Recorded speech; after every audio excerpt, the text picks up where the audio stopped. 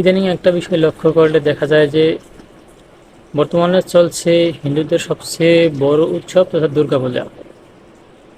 এদেশের 95% মুসলিম হওয়া সত্ত্বেও অধিকাংশ মুসলিম তারা হিন্দুদের দুর্গা উৎসবে শুভেচ্ছা জানাচ্ছে। আবার দেখা যাচ্ছে অনেক মুসলিম তাদের উৎসবে যাচ্ছে।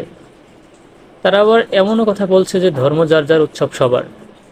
আবার সেখানে তারা একটা উদ্ধৃতি দিয়ে থাকে, সূরাতুল কাফিরুনের শেষ আয়াতে বলা হয়েছে লাকুম দীনুকুম ওয়ালিয়া দিন, সেটাকে তারা দলিল হিসেবে পেশ করে।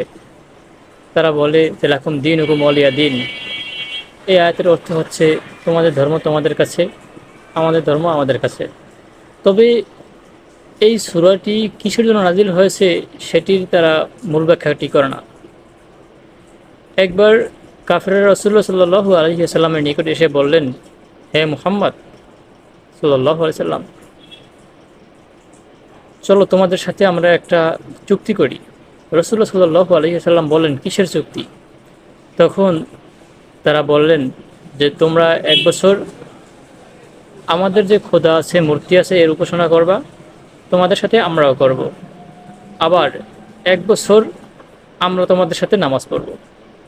রাসূলুল্লাহ সাল্লাল্লাহু আলাইহি সাল্লাম তো কোনো কথা বলতেন না। এর জবাবে আল্লাহ তাআলা এই সূরাটি নাজিল করেছেন, কুল ইয়া আইয়ুহাল কাফিরুন, হে নবী আপনি ওই কাফেরদেরকে বলে দেন, লা আ'বুদু মা তা'বুদুন। এই সূরার শেষে বা এই সূরার সারমর্ম এটাই হচ্ছে যে তোমরা যার ইবাদত করো আমরা তার ইবাদত করি না, বা আমরা যার ইবাদত করি তোমরা তার ইবাদত করো না, বরঞ্চ তোমাদের ধর্ম তোমাদের কাছে, আমাদের ধর্ম আমাদের কাছে। কিন্তু তারা এই সকল সব কিছু না বুঝে না পড়ে ওই সূরাটির সম্পূর্ণ শেষের আয়াতটি নিয়ে তারা বলে যে তোমাদের ধর্ম তোমাদের কাছে, আমাদের ধর্ম আমাদের কাছে, অথবা ধর্ম যার যার উৎসব সবার, এমন কথা তারা বলে। তবে পবিত্র কোরআনে এমন কোনো কিছুই নেই।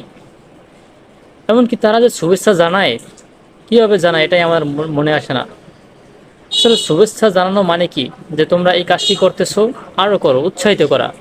আর যেখানে আল্লাহ তাআলা পবিত্র কোরআনের মধ্যে বলেছেন, ইয়া বুনাইয়া লা তুশরিক বিল্লাহ ইন্নাল্লাহা লাযুলমুন আযীম, যে তোমরা আল্লাহ তাআলার সাথে কাউকে শরীক করিও না, নিশ্চয়ই শিরিক মহাপাপ। এখন অনেকেই বলবে তাহলে তারা কি পূজা করে? আরে ভাই না, পূজা করার দরকার নেই। শুভেচ্ছা জানানো মানে কি, যে তোমরা করতেছো করো, আমরাও একমত তোমাদের সাথে। শুভেচ্ছা জানানো মানানো এইটাই। তারা শুভেচ্ছা জানায় আবার পূজা মণ্ডপে যায়, কেমন কথা ভাইয়া? এটা তো হওয়ার কথা ছিল না।